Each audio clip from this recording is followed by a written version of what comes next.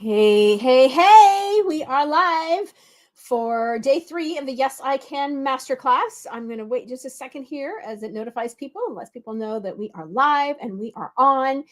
And are you ready? That's the big question. Are you ready for day 3? We're going to be talking about loving your yes, which is a super important step to lean into, right? Because it's going to help us get out of some of those fears we talked about yesterday, but it's also going to help us really boldly step forward, decide and commit and act, which is what we need to be doing.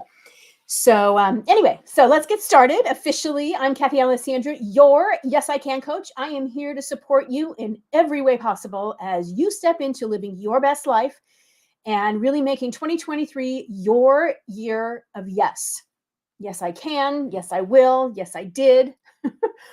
All those things that go along with yes, because it's time to step up, ladies. It really is. So, a couple of housekeeping details before I get into all the details. Let's see. First of all, we're streaming with StreamYard, which is a great tool. And if you do any streaming at all, I really suggest you look into StreamYard because you can stream in multiple places all at the same time, and it records it all for you too. So we are over in our Facebook collaborative group, the Yes I Can Women's Group. Hop on over there. We are on YouTube live streaming. We are also on LinkedIn live streaming. Love that LinkedIn has joined forces with them and that we can live stream into my LinkedIn page. If you have missed any of the classes, all the recordings are in any one of those places. They haven't been deleted and won't be. So you can access my YouTube channel or our Facebook collaborative piece group and be able to access all the recordings. If you want the workbook that we keep talking about, and there's more that's coming on with the workbook, particularly over the next couple of days as we start designing it tomorrow for sure. Just got to go kathyalessandra.com. On the top right hand side of the navigation, you will find where it says Masterclass. And all you got to do is click on that and put your name and email address in, and voila, you will get the workbook. You will also get the recaps of each call. Each day at about 3 o'clock Pacific, I send the recap. So if you are in the Facebook collaborative and using the StreamYard, if you give access, it's just going to, if you want to comment, I would love to hear your comments. I would love to have your participation in this because, there's more energy when there's back and forth, right? It's not just me chatting at you. It's that conversation back and forth. So you can give StreamYard access so that I can see who it is that's making the comment. But if not, I'll go into the Facebook group afterwards and comment too. Good morning, Sherry. I'm so glad that you are here and have joined us. We've got a few people on today. Okay, so let's just touch base for a second on yesterday's topic, which was all about this idea of fear and anxiety and how we move through some of that doubt. And the homework questions that I had given you it was actually owning. It's step 2. It's owning your yes, right? And moving past the fear, getting past the obstacles, all that. So what's your greatest fear right now, today, in this moment? And I'm curious to know if you're interested in sharing, was there something that bubbled up for you? Was there something that came up that you said, yeah, you know what, this is something that really has me in fear and so therefore stuck and not moving forward in what I'm trying to do? I would love for you to share. And when you looked at that and thought about this, what's the worst that could happen? What's the best that could happen? When you really look at that best thing that could happen, did it far outweigh what the worst is? I gave you an example yesterday of a woman who had shared with me because of her health crisis, what the worst was for her, right? But as I said, she is living her best life now. She is traveling all over and really living her bucket list with her husband, which is just so exciting to see and is fully healthy. So, when we look at some of those things, sometimes we stop ourselves because of the fear, because we think, the world's going to come crashing down around us. In reality, when we take that step back and we really look at what is the worst that could happen, it's not really all that bad. And so we want to lean into what's the best that could really be the outcome here, right? Now, I also asked you to think about what the 3 biggest obstacles were for you right now. What is that? Is it financial resources? Is it your fear? Is it somebody else telling you that you're not good enough to do it? What are the obstacles that are getting in the way? And some of those obstacles can certainly be seem like boulders, right? It can seem like boulders, particularly if you're trying to invest in something or do something and the financial resources aren't there. But here's what I'm going to say is that the more that you embody this yes, I can attitude, the more that it's that attitude of I can do all things and I will find the way around it, right? Things will reveal themselves. You will figure out what that is. And the boulders may roll away, the obstacles may disappear, but it's really finding, picture like, one of those big those blockade thingies, like when in like I'm thinking Dodger Stadium for some reason. I guess that's the last time I saw them, right? So that the cars can't go, right? But you can go around it, you can go under it, you could jump over it, right? So what is it for you? What's that obstacle and how are you going to get around it? How are you going to work through it? And I encourage you to, if you're really getting stuck here, reach out to a mentor, reach out to a coach, reach out to a friend, reach out to a business associate, talk it through. Because sometimes when we bring light to that and share it, there are other ways, somebody has a tool or a resource or a different perspective to help shine a light on it for you. So I would just encourage you to do that. So as I mentioned, today is all about loving your yes. So it's all about falling in love with your yes. Let's put it that way. So, and I even wore red for the falling in love piece, even though it's freezing out and I really wanted a sweater on. So turn the heat on pretty quick here. When you're falling in love, right? And I mean, let's actually look at the idea of truly falling in love with somebody. Think back on when you fell in love with your significant other or your spouse or whomever, or even a baby, in your arms.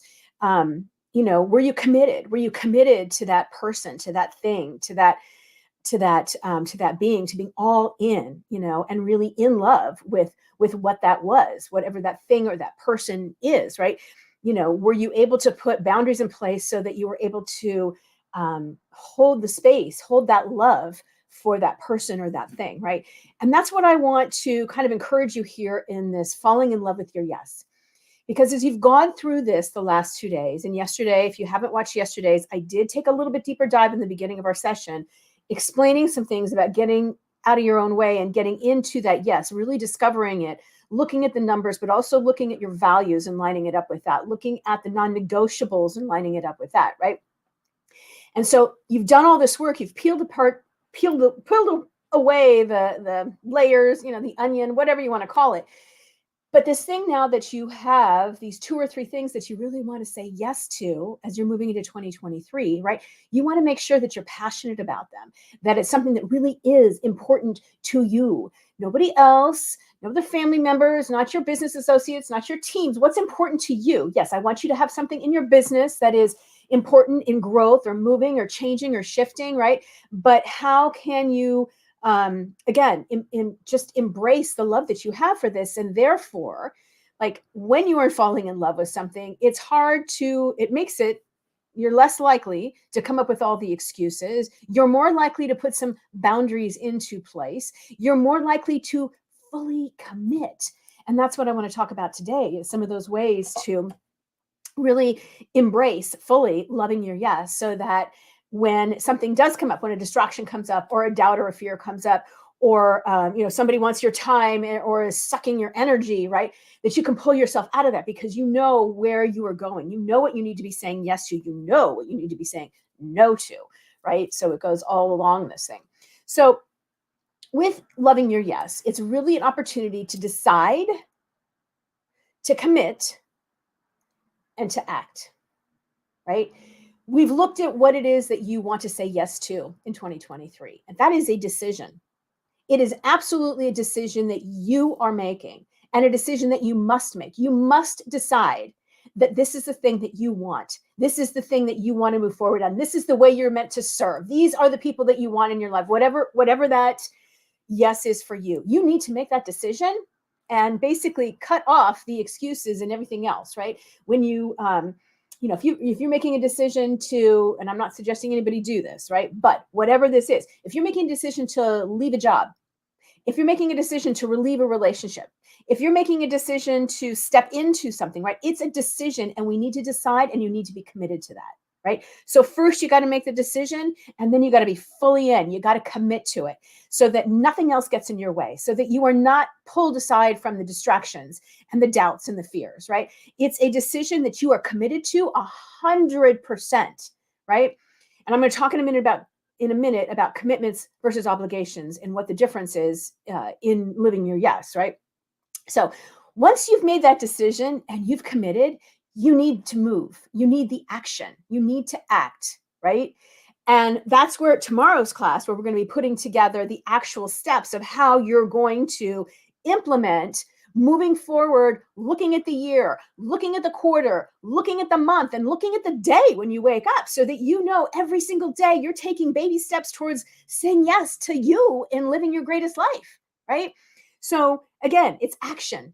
It's action. We've got to take the action. And some days it's teeny tiny action, and some days it's gigantic steps, right? But we need to decide, we need to commit, and we need to act. That's what it's all about. Living that yes, I can, really stepping into it. Where there is confidence, there is decisive action and forward movement. So we've been working through this yes, so that you know what it is for you, what it is you want to say yes to in the coming year, right? So we need to have that confidence in it, loving it and having that confidence in, yes, I know this is what it is. I've taken the time to peel back the layers and make a decision that this is it. And I know in my heart, I know in my soul that this is where I'm going. And when you have that kind of confidence, decisive action and forward movement is what actually transpires from that, right? So again, where there is confidence, there is decisive action and forward movement. Write that down, right? Because we got to keep going. Now we need to look at boundaries, we need to look at excuses, and we need to look at commitments versus obligations in all of this, okay? So let's just take a little dive, a side trip here in all this. First of all is boundaries. Boundaries.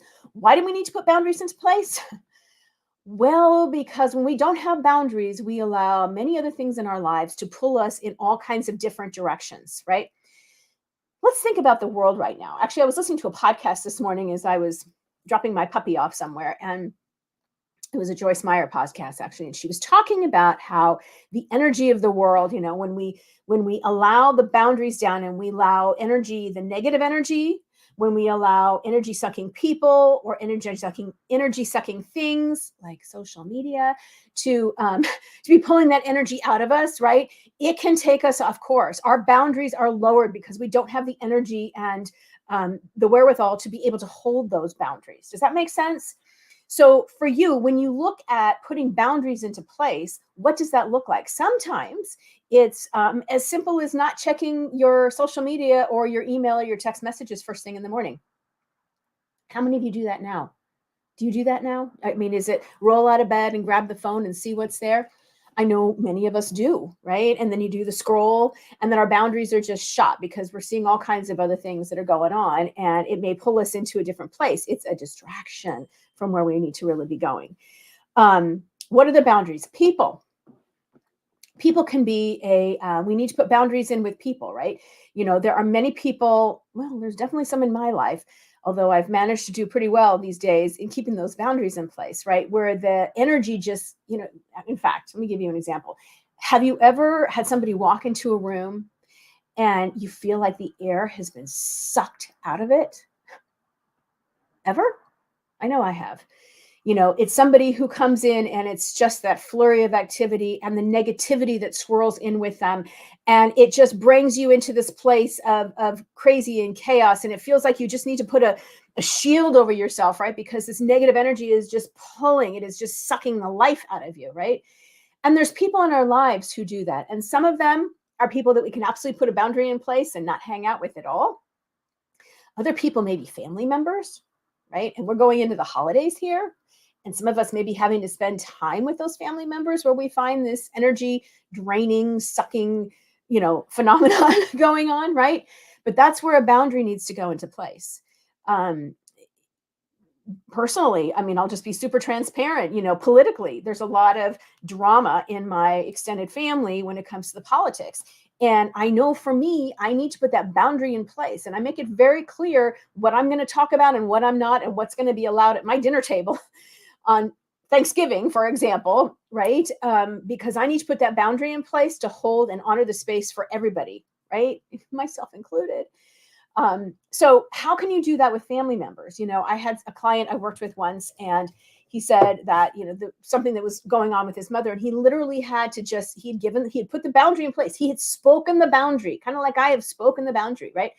And when somebody stomps on that boundary, and you may remind them about that boundary, and then it gives you permission to be able to walk away from that situation so that you are not being drug into it. Does that make sense? I don't know if anybody has ever experienced anything like that or had to put boundaries in like that. Physical boundaries, even if you're working from home, right?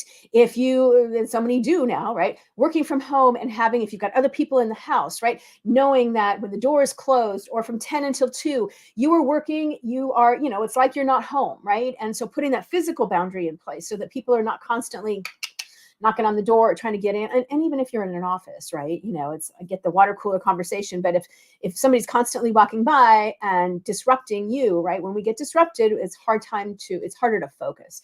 So again, and we focus, distraction, that can be an excuse, that can be a reason why we're not loving and stepping into that yes. So boundaries are huge. We've got to put boundaries into place.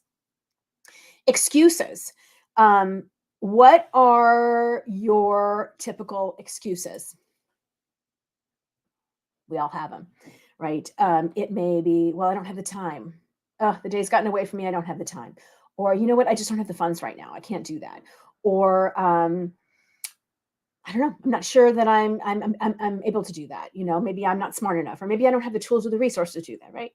No, you do. You do. It's all about priorities, right? It's all about what's most important to you, right? And so looking at those excuses that you are giving, you are basically negating what it is that you really want to be doing. And maybe those excuses are out of fear. The excuses may be out of doubts and all of those other things. But we need to look at that. When we start putting out the excuses, we need to stop and think about why we're doing that. What is it? What is really got you stuck? What are you telling yourself? What are you telling yourself when the excuses come out and all of a sudden you realize that you're not really moving forward in what you have determined is one of the most important things to you, and yet you're not making any progress in that? Now, that is something I do a lot with clients, because many times, I mean, you're not alone if this has happened to you, where we set goals, we want to be moving forward, and then the excuses start flowing, right? Things get in our way. And so it's a chance for me as a life coach, in addition to being a business coach, to help somebody pull back that layer and see, all right, what is it really that's keeping you from that? Because there's always something deeper, always something deeper. It's not that thing that's right at the surface, not usually anyway. It's usually something that is deeper. And so if you've got a coach, or if you've got a mentor or a trusted friend, right, where you can kind of start to explore some of that with them, so that you can kind of get to the bottom of what these excuses are. If money is one of your excuses, I want you to think long and hard about what your money story is and what you're telling yourself about money, right? How do you talk about money? What does money mean to you? Many people will not move forward in something because of the money excuse. And I don't have enough, or there's not, all the excuses in the book, right? But a lot of times, again, there's a story that goes along with that. Maybe there was a client that I'd had.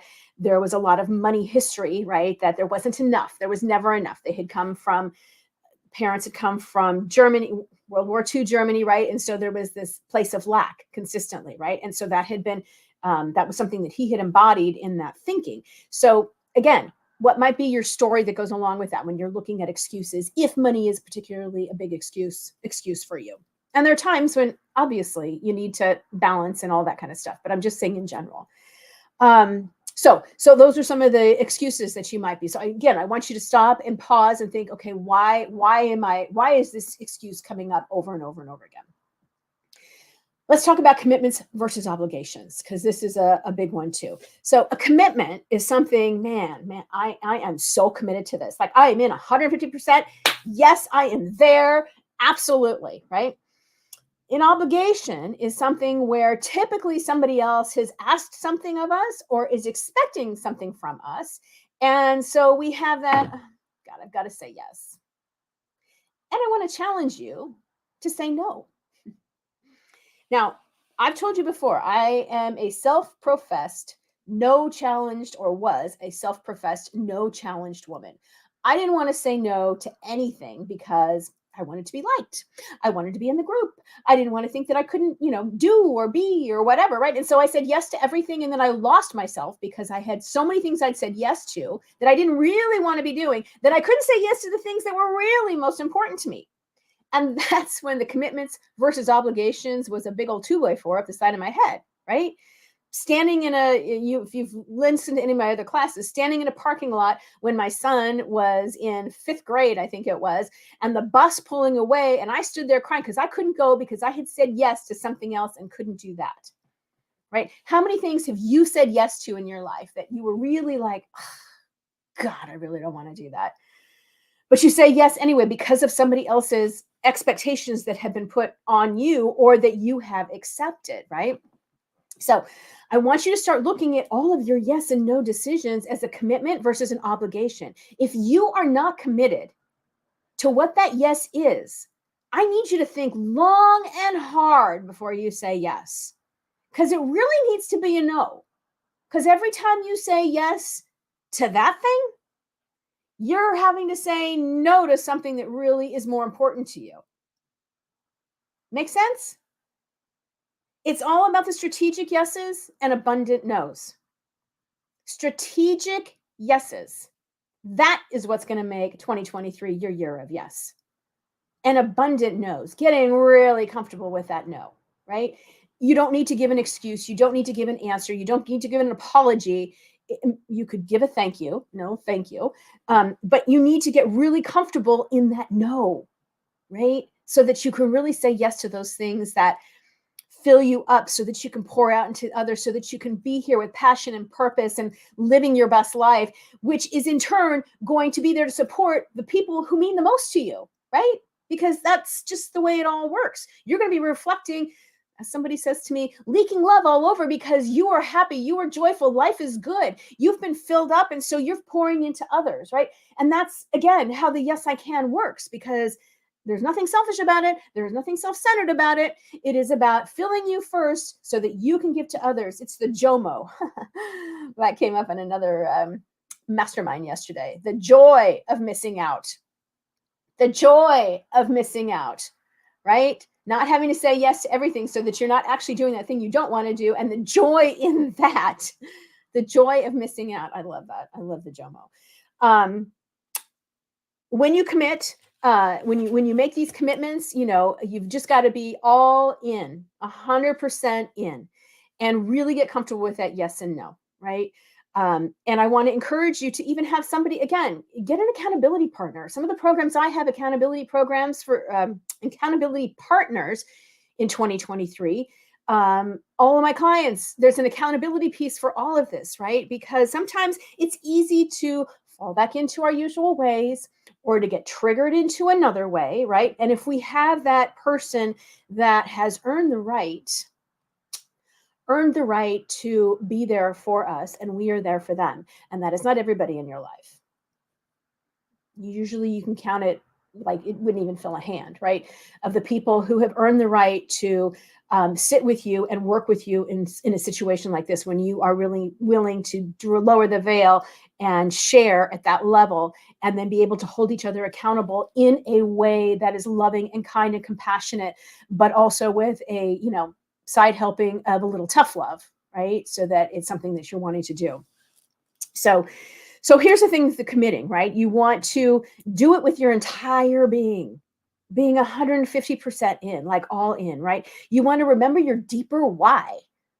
We talked about your why on the first couple of calls. What is that big why? Why are you doing it? Why is it so important? Why? That's what's going to be driving that force towards it, right?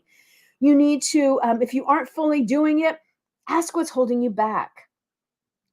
When you say you're committed to something and all of a sudden you find yourself falling off the wagon and not doing the tasks or moving forward in what you're doing, ask yourself why. What is it? Is it an excuse? Is it a boundary breach? Is it what? What is it? Does it need a tweak? Add commitments slowly, right? We can't say yes to 50 things and mean it all at the same time, right? That's why I've asked you to pick 3 for next year. That was part of a conversation recently, why 3? Well, My one sheets have 5 on them, and some people say pick one, right? But I want to encourage you to pick one that's business related, because 99% of you on these calls are business owners. You're an entrepreneur of some sort, right? And even if you are working in corporate and don't have your own business, what is that one business goal? Maybe it's a promotion, maybe it's a raise, maybe it's taking on something new at your company, right? It's that one thing that is definitely business related, so that you can find some other goals. But then also looking at your personal life, right? Yes, I Can is personal and professional.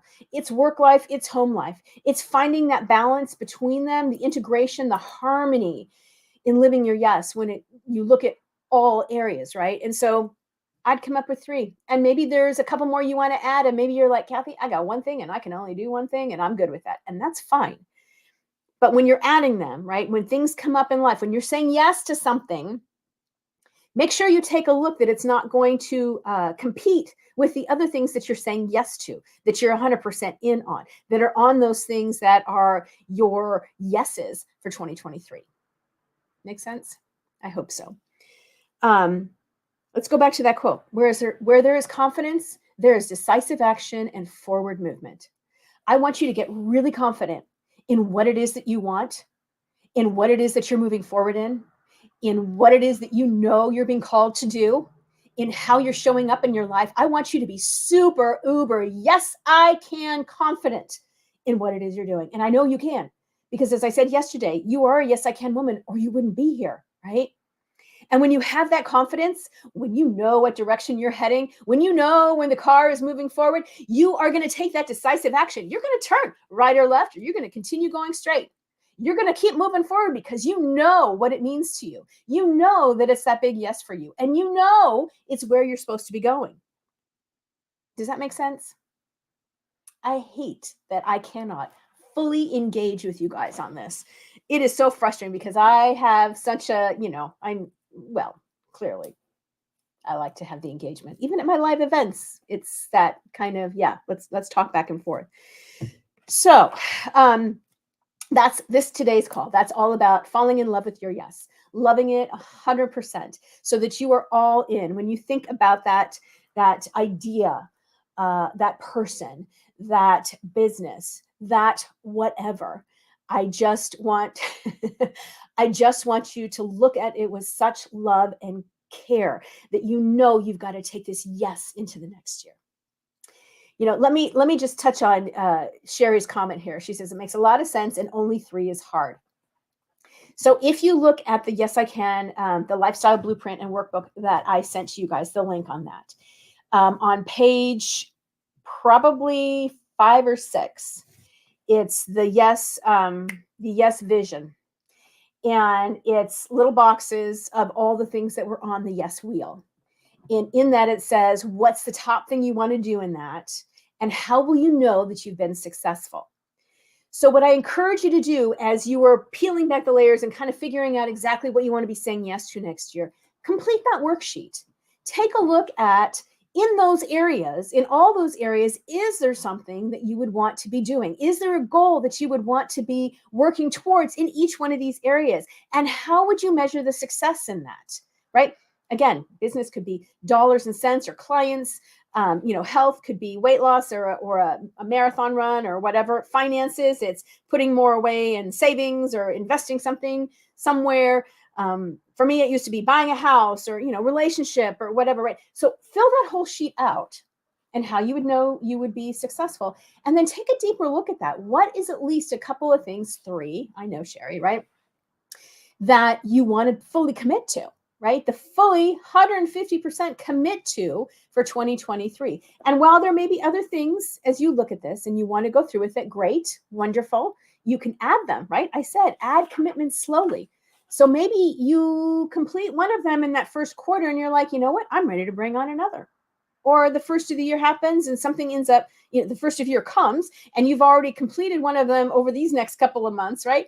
All right, well, then I can bring something else in. But that kind of gives you a global overview, and hopefully that worksheet, the yes vision, can help you kind of spell things out so you can see everything at a glance, what it is, and then give some serious thought and meditation to that. Ponder that, maybe pray on it a little bit and see, what it is that you want to take off right at the top. Homework for tonight. I want you to answer a couple of questions, just to ponder them or maybe journal the answers, and I'll send them in the recap.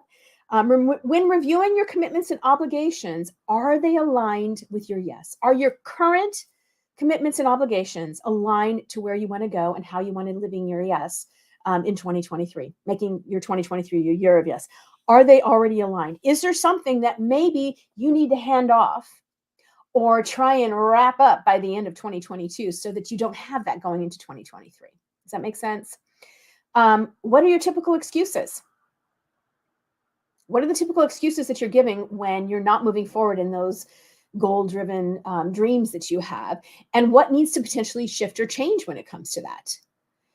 And then I'd like you to consider what's one obligation. This kind of goes back to the first thing. What's one obligation that you could release right now? Just one. What is it that you could release right now, today, and can or should, right? And would help you to be the better person, a better person. And what's the one thing to say no to today to open time, space, or financial resources to be able to say yes? That's the most important question right there. What's the one thing to say no to today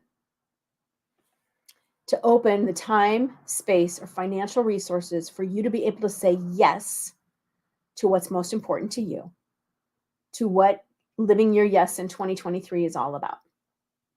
One thing today. We all have one. It's a matter of whether we're willing to be fully committed to what that yes is, right? Okay. Thank you for joining me today. I appreciate you being here.